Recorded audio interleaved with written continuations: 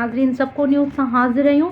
भारत जे इंतहा पसंदाणे रवैये ख़िलाफ़ पाकिस्तान पीपल्स पार्टी जे सॾ ते उमरकोट जा शहरी रोडनि ते निकिरी आया ऐं नारेबाज़ी कयूं। जी नाज़रीन, रिपोर्ट असद अली भुरगड़ी मुताबिक़ आलमी फोर्सुनि ते भारत जे परॾेही पॉलिसी जे निदाह जे लाइ पाकिस्तान जे परॾेही वज़ीर ऐं चेयरमैन बिलावल भुट्टो ज़रदारी जे सॾ ते उमरकोट में वहरो रोड ते मोदी जे पुतलनि खे बाहि ॾेई शानदार रैली कढी वई।